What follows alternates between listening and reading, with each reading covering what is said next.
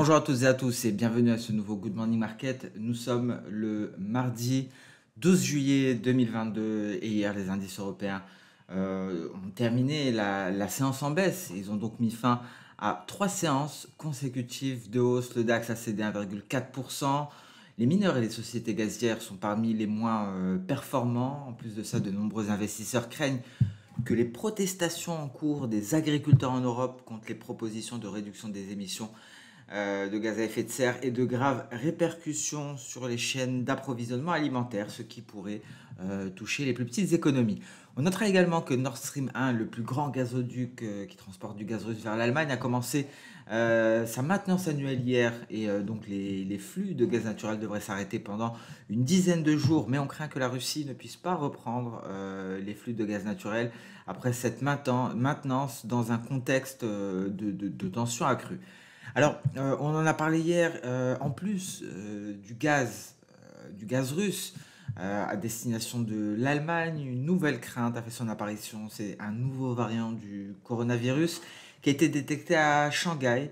De son côté, Macao a fermé les entreprises non essentielles, donc les casinos, pendant une semaine, ce qui a également pesé sur le sentiment de marché. Alors dans ce contexte, les indices américains ont terminé la séance d'hier en baisse. Le S&P 500 a perdu 1,15%, le Dow Jones a baissé de 0,52% et le Nasdaq a chuté de 2,26%. Et tout cela, bien entendu, avant même les données très attendues de l'inflation et la confiance des consommateurs qui seront publiées un peu plus tard dans la semaine, mais aussi le début de la saison des résultats d'entreprise. Alors, concernant l'inflation, d'ailleurs, on notera que l'attaché de presse de la Maison-Blanche, Karine Jean-Pierre, a déclaré qu'une nouvelle publication de l'IPC élevée, supérieure aux attentes, est attendue cette semaine dans un contexte d'augmentation des prix de l'essence. Alors, un mot sur la saga Twitter Elon Musk. On a pu constater hier une chute de l'action Twitter, une chute de près de 10% après qu'Elon Musk a déclaré qu'il avait annulé son accord de rachat, étant donné que le gérant des médias sociaux n'avait pas divulgué de données concernant le nombre de comptes robots, ces fameux bots. Depuis le début, Elon Musk avait pour objectif de mettre fin aux bots sur Twitter, et donc il avait besoin de cette donnée qui pour lui a son importance. Par ailleurs, on notera que le pétrole est en légère baisse dans un contexte de volatilité accrue hier, mais les acheteurs ont réussi à soutenir les cours à un certain moment pour effacer les baisses. À l'heure actuelle, on est à 102 $ le baril très exactement pour le WTI, et pour le Brent, on est à 105,22. Et d'ailleurs, on notera que la Russie a autorisé la reprise des opérations dans le terminal pétrolier CPC sur la mer Noire. On en avait parlé la semaine dernière. C'est un terminal qui exporte essentiellement vers le Kazakhstan. Et ce qui aura marqué la séance d'hier, c'est cette poursuite haussière du billet vert, le dollar américain qui évolue au-dessus de la barre des 108 pour la première fois depuis octobre 2022 et continue de pousser la paire euro-dollar vers la parité. On a frôlé la parité ce matin et on va l'atteindre en cours de séance. Avant de le constater, on va faire un tour d'horizon sur les indices boursiers. Alors vous voyez ici, les vendeurs reprennent la main sur le DAX. Un DAX en repli à 12 719 d'un point de vue H4. Alors, ce n'est pas rassurant étant donné qu'on est sur le point d'avoir un signal Ishimoku, un signal de vente, avec une lagging span qui va tout de même nous valider ce signal, si c'est le cas, dans assez longtemps, aux alentours des 12 500 points. Donc, on est encore à 220 points d'invalidation d'un signal. En tout cas, si c'est le cas, la prochaine cible, ce sera ce creux, le creux du 5 juillet. Et si ce creux venait à céder, alors là, effectivement, le prochain, pour retrouver le creux, il faut remonter en arrière, il faut retourner en arrière ici. Et en 2020, il y a 2 ans, le 25 septembre 2020 environ, non, le 26 septembre très exactement. Donc prudence, on est vraiment au bord de la cassure d'un support de taille. Alors ce serait plus visible ici en données H4, vous voyez, en données journalières. Donc le support est à 12 200 points. Ici, en cas de cassure des récents plus bas. Et ensuite, ce sera le seuil psychologique des 12 000 points pour le DAX. Donc, prudence ici. À la veille des chiffres sur l'inflation, les vendeurs pourraient reprendre le dessus. On a déjà mis fin à quelques séances consécutives de hausse avec un Nasdaq qui a également souffert, en train de tester à l'heure actuelle sa Tenkan et qui pourrait aller chercher les 11 600 points, 6 à 7. On va chercher les creux de la mi-juin. On le voit ici en données H1, on est en train de tester ce niveau que l'on avait marqué ici. C'est un palier de SSB aux alentours des 11 800 points. Alors, il y a encore du chemin avant d'avoir un signal de vente car il faut traverser l'intégralité du nuage. Et si les vendeurs gardent la main aujourd'hui, on sera plutôt bien positionné pour un signal de vente demain lors de la publication de l'IPC. Donc c'est tout l'enjeu ici. Que va-t-il se passer aujourd'hui? Alors il y a de fortes chances que le rouge s'installe pour la seconde séance consécutive pour aller chercher le bas de nuage, la SSA, et on serait positionné ici demain avant la publication de l'inflation, ce qui bien entendu pourrait aboutir à un signal assez rapide et à des chutes dans un premier temps en direction des 11 380 points, dernier rempart avant le seuil psychologique des 11 000 points. Même topo pour le S&P 500 ici, en train de chuter à l'heure actuelle, un S&P 500 qui n'est pas parvenu à se hisser au-dessus de sa Kijun et qui doit encore traverser l'intégralité de son nuage. Et donc à voir aujourd'hui si le rouge dominera toujours sur Wall Street et le Dow Jones, vous voyez, même topo. Donc une séance importante, on n'aura pas de signaux, on n'aura pas de signal aujourd'hui à Wall Street, mais cela pourrait nous orienter vers un signal de vente demain lorsqu'on prendra connaissance des données sur l'inflation aux États-Unis. Donc voilà pourquoi cette séance sera importante. On passe à présent sur les crypto-monnaies.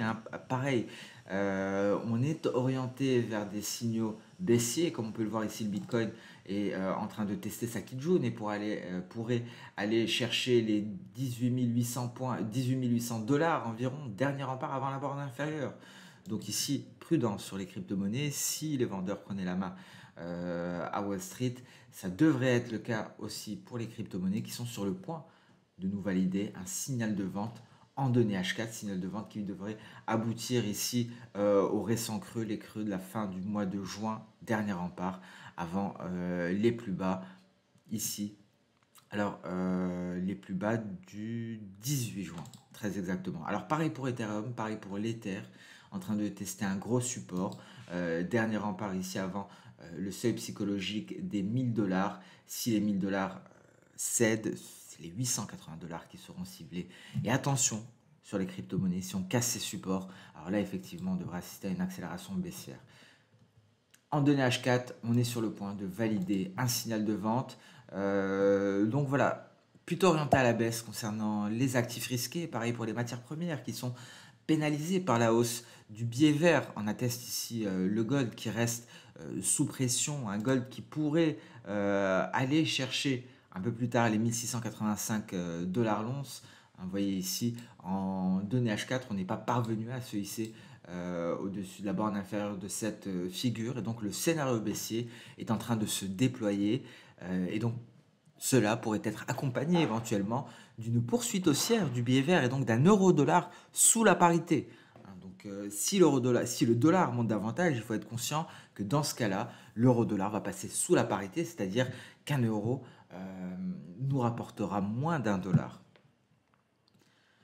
Pétrole WTI, les vendeurs reprennent la main malgré un contexte fondamental haussier.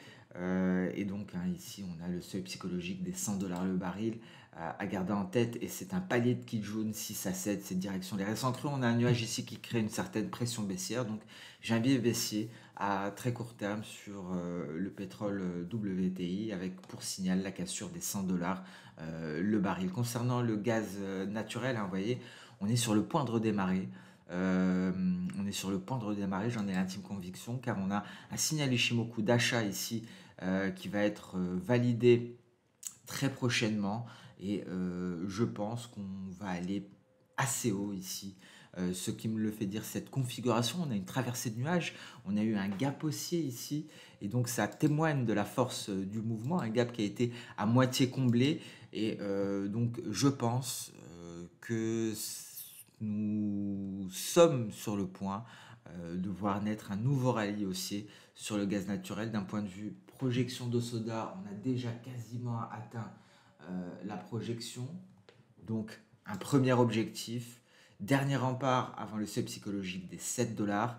Et donc les autres objectifs nous sont donnés par les retracements de Fibonacci. Donc peut-être un retournement de tendance sur le gaz naturel. Un gaz naturel qui, comme on le voit en données hebdo, se maintient au-dessus des sommets d'octobre 2021. Et donc un gaz naturel qui pourrait être à l'aube d'un nouveau rallye haussier pour aller s'attaquer à nouveau à ses précédents sommets, les sommets qui datent du mois de juin. Le café à présent casse la borne inférieure de ce drapeau, il l'invalide de ce fait, et donc ici c'est direction le seuil psychologique à 200 pour le café. Donc malheureusement le scénario haussier pour le café est en train donc d'être invalidé depuis que l'on a ici une tentative de cassure de la borne inférieure. On passe à présent sur le marché d'échange, un marché d'échange qui fait beaucoup parler de lui récemment, et pour cause, un euro-dollar à 1,00266. Il y a moins d'une heure, on était à 1,0014, il me semble. Même plus bas, on a atteint un plus bas de 1,00044. Donc on est vraiment venu titiller la parité, 1,00047 exactement. On est venu titiller, frôler du bout de la mèche inférieure la parité, une parité qui devrait être atteinte. Et attention à toute cassure de ce seuil psychologique ultime à 1 pour l'euro-dollar, dans un contexte où le biais vert ne cesse de se renforcer. On ne voit pas il n'y a plus de frein depuis que l'on a franchi le retracement externe de Fibonacci à 127,2%, le seuil des 750 très exactement, et donc vous voyez des niveaux que l'on n'a pas atteints depuis octobre 2002. On peut retrouver en octobre, justement en 2002 plutôt, la prochaine résistance pour le billet vert. Elle sera là, ce sera ce niveau. Ce sera le niveau aux portes des 110, les 109, 780. Un niveau qui, s'il est atteint, devrait pousser l'euro-dollar sous la parité. Bien entendu, c'est l'inflation qui devrait décider de cela. Alors, il y a plusieurs choses qui l'expliquent. On a principalement la divergence de politique monétaire entre la Réserve fédérale américaine et la BCE, qui est venue expliquer ce renforcement du billet vert par rapport à la monnaie unique, par rapport au dollar. Mais il y a aussi cette crise du gaz qui est imminente en Europe, qui devrait déclencher, qui est susceptible de déclencher une récession et donc un resserrement des taux de la BCE. Et donc ces deux éléments ont mené l'euro-dollar aujourd'hui aux portes de la parité, une parité qui devrait être atteinte au cours de la séance d'aujourd'hui ou au plus tard demain. Et sur ce, on va mettre un terme à ce Good Morning Market. Merci à toutes et à tous pour votre temps. Je vous souhaite une très bonne séance de trading, une excellente journée. Je vous donne rendez-vous à demain. Demain, vous l'aurez compris, cette séance sera rythmée par la publication de l'inflation aux États-Unis. Merci à toutes et à tous, excellente journée et à demain. Au revoir.